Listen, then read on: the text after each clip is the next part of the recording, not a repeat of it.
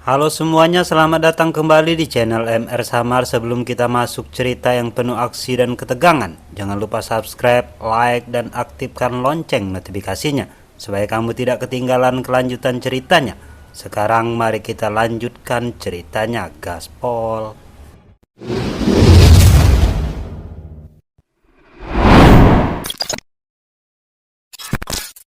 Anak muda, kamu mencari kematian, teriak Yinghua. Ternyata tawa Xiaoyan membuat amarahnya meledak. Selama bertahun-tahun dia dan Kun Huang menguasai benua Daoqi tanpa tandingan. Mereka tak pernah berpikir kalau seorang pemuda berani menginjak harga diri mereka. Kakak kedua, kita bunuh dia bersama, ucap Yinghua sambil mengayunkan tangannya. Energi hitam membentuk cakar elang raksasa tajam seperti pedang. Di saat yang sama Kun Huang juga mengeluarkan sebuah jurus devouring spiral yang membuat mereka dikelilingi pusaran uap hitam. Cakar iblis pemisah hebat, ucap Yinghua kembali mengeluarkan jurusnya sambil melesat dari atas dan terlihat cakarnya menekan udara hingga membuatnya terkunci. Sedangkan di sisi Kun Huang dia kembali mengeluarkan jurus perut darah Kun Huang. Dia menyerang dari bawah, jurus itu membentuk perut hitam raksasa dan membuka mulutnya untuk menelan Xiaoyan. Serangan dari atas dan bawah menutup semua jalan kabur, namun Xiaoyan tetap tenang. Menghadapi kedua serangan dahsyat itu, Xiaoyan langsung mengeluarkan jurus jari musim semi kuning. Saat jurus dikeluarkan, sesosok kuning raksasa muncul dan menghantam jurus cakar angin Yinghuang. Setelah itu Xiaoyan kembali mengeluarkan jurus telapak penciptaan surga hebat dan sebuah telapak hitam segera melesat menghantam jurus perut raksasa Kun Huang. Seketika itu pula kedua serangan pun hancur yang menyebabkan Yin Huang dan Kun Huang terpukul mundur. Keterampilan Tian dan penguasaannya sempurna, ucap mereka. Ekspresi keduanya berubah apalagi saat melihat Peng Huang mulai terdesak oleh Yao Ming. Di sisi lain Xiaoyan menoleh dan berkata dingin, Panutua Ming habisi pasukan Hipen Demon Phoenix. Baiklah, jawab Panutua Ming segera memimpin serangan. Tanpa banseng di pihak lawan, pasukan Hipen Demon Phoenix segera terdesak dan jatuh satu persatu. Berani sekali kau. Kun Huang dan Ying Huang hendak membantu, namun Xiaoyan sudah menghadang mereka. Enyahlah dari sana, teriak Xiaoyan. Lalu Daoqi berkumpul di telapak tangannya. Kembali sebuah jurus palem musim semi kuning dikeluarkan. Setelahnya sebuah jejak telapak raksasa jatuh dari langit. Melihat itu Kun Huang dan Yin Huang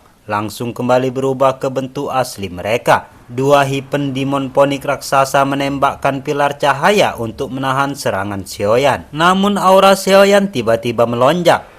Bintang 1 Daoseng menjadi aura bintang 2 Daoseng. Tidak baik, auranya naik, ucap mereka berdua mulai terlihat panik. Dan seketika itu pula telapak tangan raksasa melesat menghancurkan pertahanan mereka. Lalu duar, tubuh Phoenix mereka retak, darah mengucur, tulang putih terlihat dan kini keduanya pun lumpuh total. Dua sesepuh agung kalah, ucap para ahli Hipen Demon Phoenix kaget. Sedangkan Jiu Peng dan Peng King hanya terpaku tak percaya. Segel mereka, ucap Xiaoyan sambil membentuk segel. Lalu dua pilar cahaya menembus dai Kun Huang dan Yin Huang. Tubuh mereka menyusut kembali ke bentuk manusia dan simbol segel muncul di dahi mereka. Setelah itu Xiaoyan lalu menatap pasukan Hipen Demon Phoenix lainnya.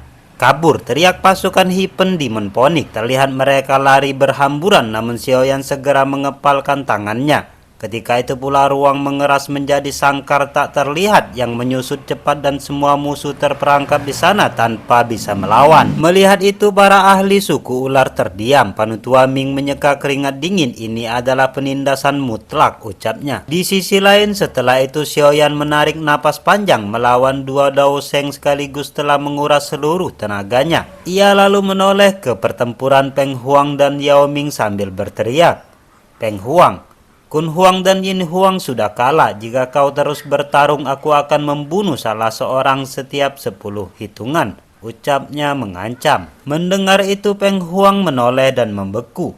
Kun Huang dan Yin Huang sekarang tergeletak tak berdaya dengan bersimbah darah. Bagaimana mungkin, ucap Peng Huang. Kini untuk pertama kalinya ketenangan batin Peng Huang mulai runtuh. Hahaha, luar biasa, saudara Xiaoyan benar-benar mendominasi. Mengalahkan dua iblis tua ini sendirian dan secepat itu.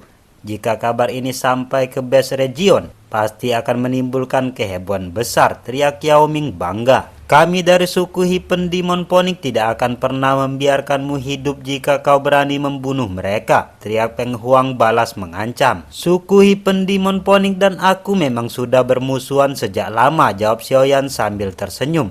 Kalau aku takut aku tidak akan berdiri di hadapanmu, ucapnya dengan tatapan dingin. Aku tidak ingin membuang waktu lagi, jangan remehkan caraku. Jika kalian memaksa, aku tidak keberatan membuat suku Hipen Demon Phoenix kehilangan beberapa orang penting, ucap Xiaoyan kembali. Mendengar itu Peng Huang terdiam karena dia bisa merasakan keseriusan di balik kata-kata Xiaoyan tersebut. Apa sebenarnya yang kau inginkan, teriak Peng Huang dengan marah.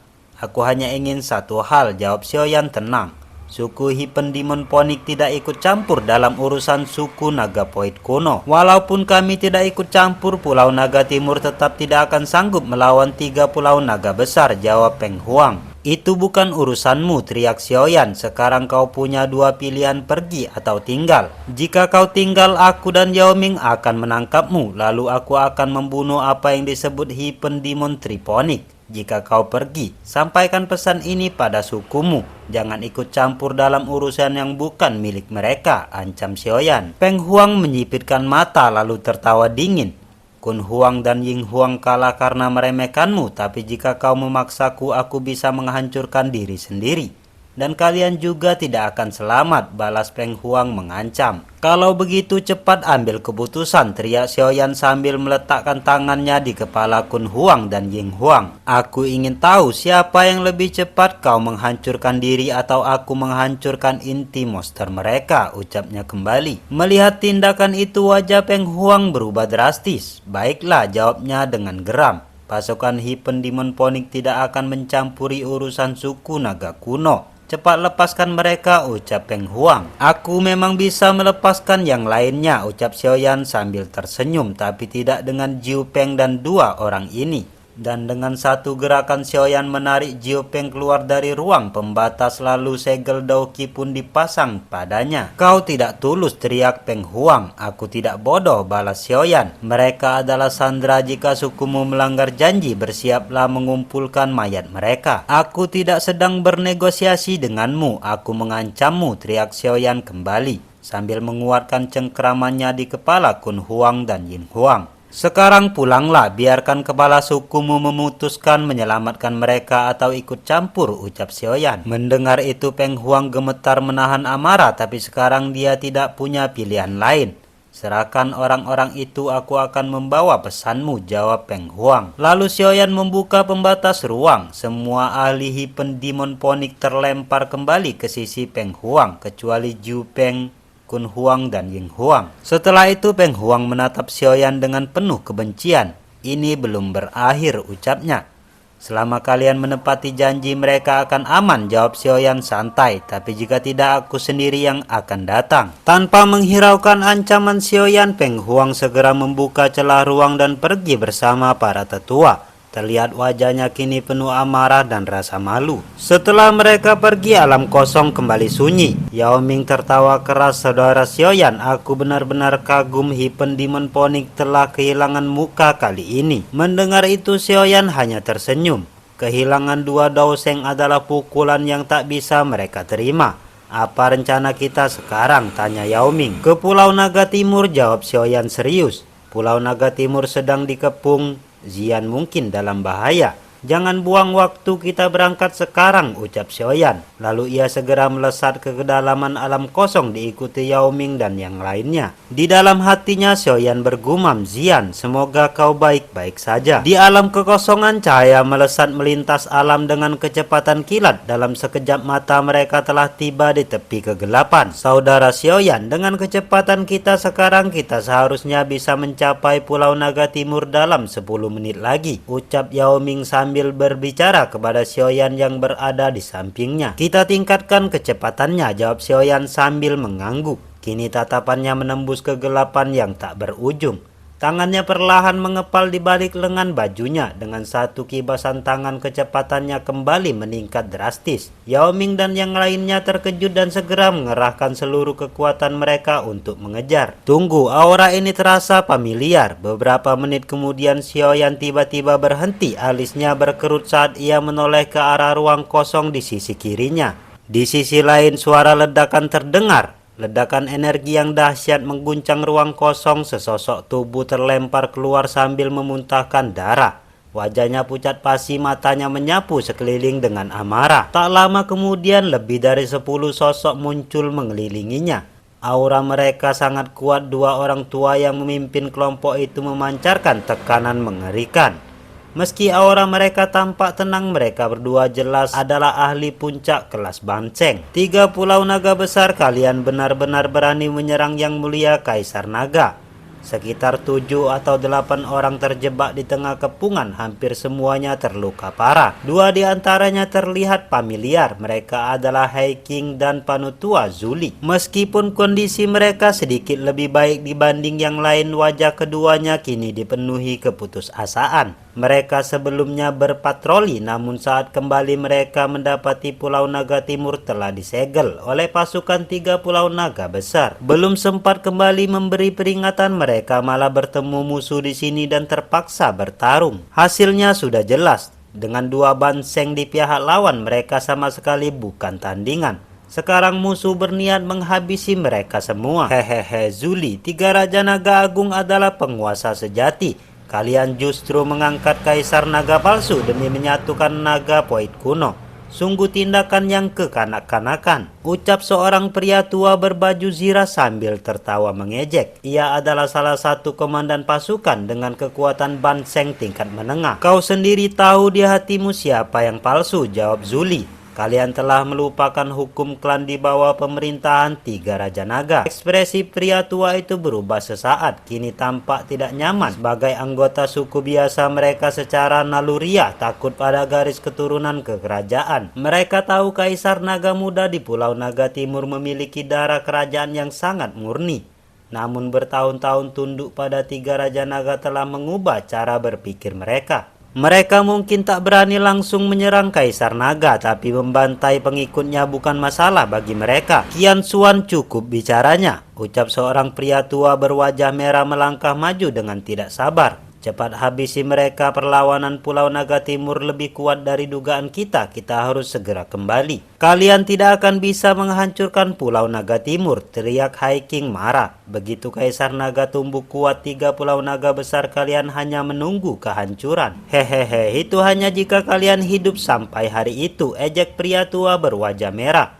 Lalu dengan satu telapak tangan ia langsung menyerang. Angin dahsyat merobek ruang dan menghantam Hai King dengan keras. Lalu brak, zirah Hai King hancur seketika. Ia memuntahkan darah dan terpental jauh menabrak beberapa anggota klannya. Berani sekali semut sepertimu melawan Panutua ini, ucap pria tua itu sambil tertawa dingin. Kini Hai King meraung marah, tubuhnya membesar, otot-ototnya menegang dengan liar. Bunuh mereka semua, jangan sisakan satupun, perintah pria tua berwajah merah. Mendapatkan serangan itu, Zuli mengamuk. Dauki yang mengerikan meledak dari tubuhnya. Dengan satu pukulan, energi itu berubah menjadi naga raksasa setinggi 1000 kaki yang menerjang ke depan. Namun pria tua yang berbaju zirah berubah menjadi wujud setengah manusia, setengah naga. Lalu dengan satu hantaman saja ia dapat menghancurkan energi naga Zuli. Zuli, kau sudah terluka dengan kekuatan yang setara. Bagaimana kau bisa mengalahkanku, ucap pria tua itu. Dan seketika itu pula cakar naga raksasa menghantam ke bawah. Zuli terlihat serius, lalu zirah bercorak naga muncul melindungi tubuhnya. Benturan keras mengguncang ruang kosong pun terjadi. Sementara itu setiap ayunan tangan pria tua berwajah merah membuat satu demi satu prajurit Pulau Naga Timur muntah darah dan roboh. Pasukan 3 Pulau Naga besar segera menerkam mereka tanpa ampun. Aku akan bertarung sampai mati, teriak Hai King sambil menyerang dengan sisa kekuatannya. Dia menghantam dua musuh hingga terlempar. Ia lalu melesat ke arah pria tua berwajah merah. Semut berani menentang singa, ejek pria itu kembali. Pukulan mereka bertabrakan lalu blang. Tubuh pria tua itu hanya mundur setengah langkah. Sebaliknya lengan Hiking retak, darah menyembur dan tubuhnya terlempar sejauh puluhan ribu kaki. Kini Hiking tergantung di ruang kosong. Tubuhnya berlumuran darah, seluruh kekuatannya telah hancur. Apakah ini akhirnya, gumamnya? Pria tua berwajah merah muncul di hadapannya dan meletakkan tangan di atas kepalanya. Tenang saja, aku akan menguburmu di makam naga, ucapnya. Huozan, Kaisar Naga tidak akan membiarkanmu, teriak Zuli kepada orang yang akan menghabisi Hiking. Itu kalau dia masih hidup setelah menghadapi 3 Raja Naga, jawab Huozan dingin. Lalu dia menekan jarinya ke kepala Hiking, terlihat darah mulai mengalir. Namun tiba-tiba sebuah tangan dingin dengan lembut menahan kepalanya. Tubuh Huozan membeku, sebuah suara tenang terdengar di telinganya. Katakan padaku, menurutmu siapa yang lebih cepat menghancurkan kepala siapa? Hiking yang telah menutup mata perlahan membukanya. Sosok kurus dan familiar berdiri di hadapannya. Xiaoyan, ucapnya kaget. Bersambung. Terima kasih sudah menonton sampai akhir. Jika kamu menikmati cerita ini, jangan lupa like dan subscribe channel ini agar kami semakin semangat menghadirkan lanjutan kisah epik berikutnya.